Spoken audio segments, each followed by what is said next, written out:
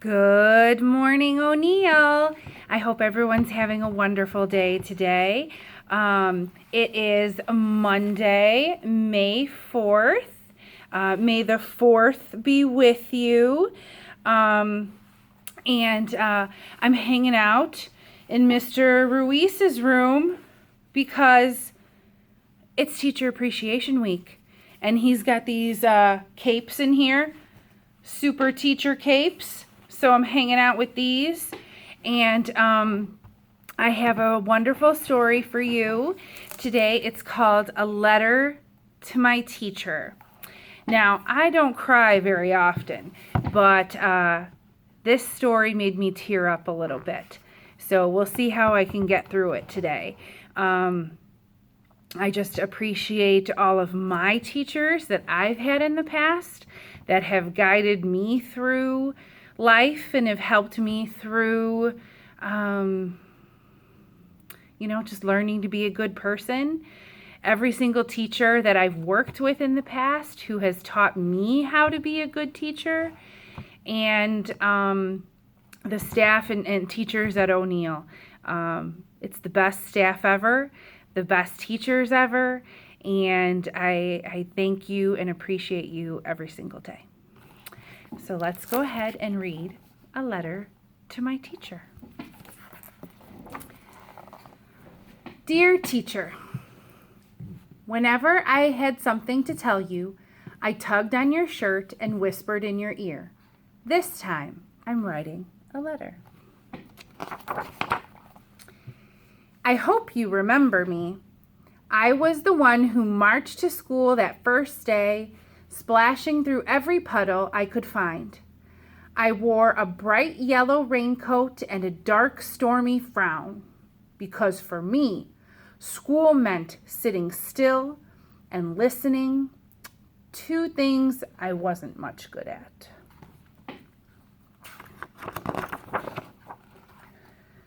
I stood there, ornery and dripping, just sure I'd get in trouble. But instead, you grinned at me. Good morning. Look at you, standing there like Mary Kingsley, just back from the canoeing trip on the Ugu River.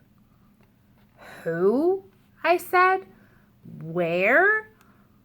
Mary Kingsley, the fearless explorer, you explained. Someday we'll read about her and crocodiles.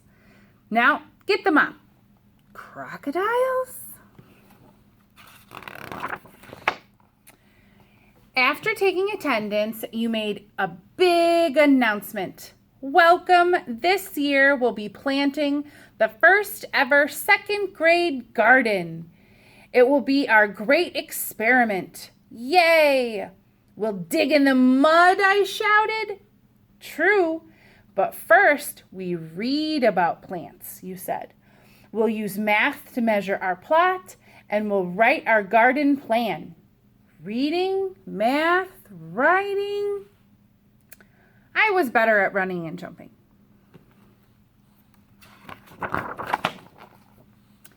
The next week, we visited the creek behind the school to learn about plants and water. When you weren't watching, I started to hop the rocks. Right in the middle, I got stuck. Look at me! I'm Mary What's-Her-Name, I hollered, trying to sound brave. Watch out for crocodiles, you called back. Then you rushed to rescue me. On the way back, you held my hand, and I never told anyone how much I was shaking.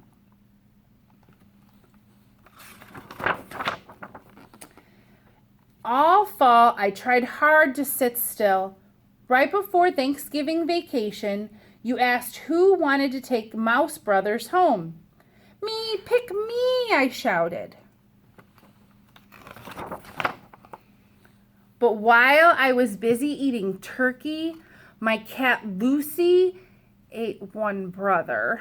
I bought a replacement mouse, except I couldn't tell you. One day when we were cleaning their cage, you called me over to your desk and told me that we might have to change the brothers' names to Ma and Pa Mouse. You knew the whole time, I said. Laughing, you said, "Might as well get used to it. Teachers see everything." When winter came, the reading corner became our secret garden of stories. On Friday afternoons, we all curled up in a heap to listen, just like our new litter of mice. I'm sure the custodian loved that. I loved when you'd read to us and always begged for more, but I hated being called on to read out loud. I kept tripping over words. Once, right before my turn, I yelled, "Raise your hand if you want to go home." Another time, I clucked my throat and croaked, "Bruh, bruh, I lost my voice." I hated reading out loud too when I was little, and now I do it every day. Nothing fooled you, though. You called me to your desk and asked, "When we make our garden, do you think the seeds will grow right away?" "No," I said. "Everyone knows they need a little time, sun, and water." "Well, learning to read takes time too," you said. "Now, I think you have a cat." I nodded. "Lucy, the one who likes mice?" "I'd like you to read to Lucy every day," you suggested. "It might keep her out of trouble." I giggled. "Maybe I'll read her Puss in Boots."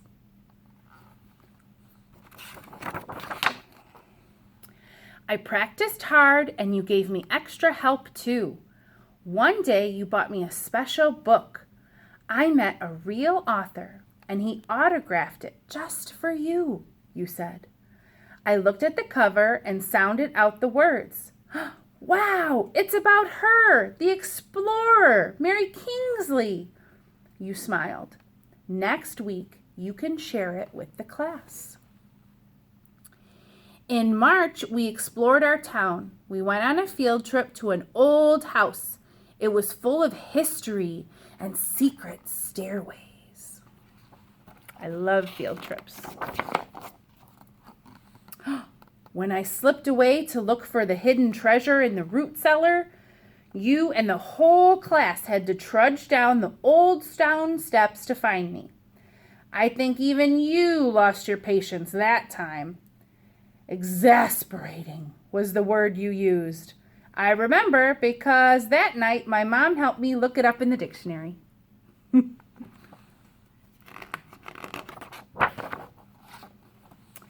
The day you brought in seeds for us to choose, I tugged on your shirt. "Can we plant this kind?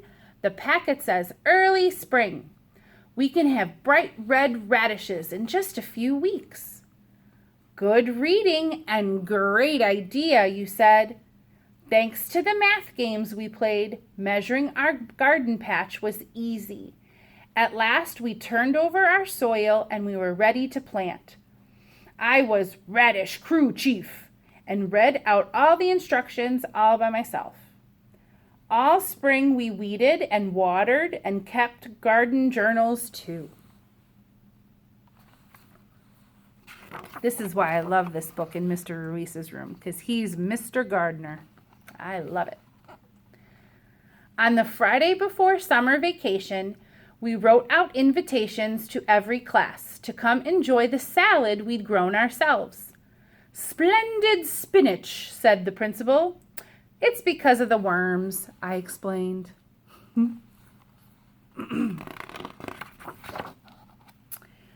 I didn't know how to say thank you, so on the last day I gave you a present, a memory quilt. I measured squares on paper and made the story of our year in each one.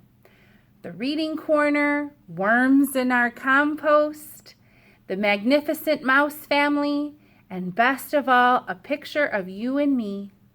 You looked at the quilt a long time, then held it up for everyone to see. Thank you. Now I'll never forget you all and the year of the second grade garden.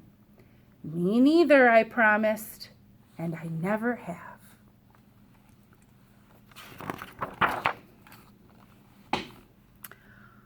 For a long time now, I've been wanting to write to tell you.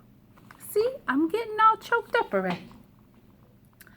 That even though I didn't always listen, and I know I was exasperating, second grade really was the best year ever. So I guess you won't be too surprised to hear that I still like to stomp through creeks, dig in the garden, and even read out loud to my cat. Most of all, I want to tell you that I'm about to start my first job. Whew. And tomorrow morning, when I go to work, I will think about everything you helped me explore and try my best to be like you. Oh my goodness, I'm getting so teary.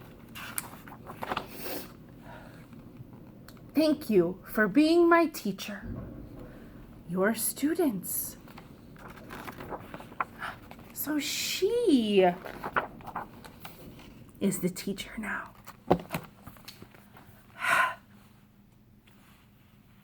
Books can make you feel special, make you feel what you feel inside. And that's why I read to you every day. And I miss you, and I miss my teachers, and I miss everyone, and I love you. And I hope you have a magnificent Monday.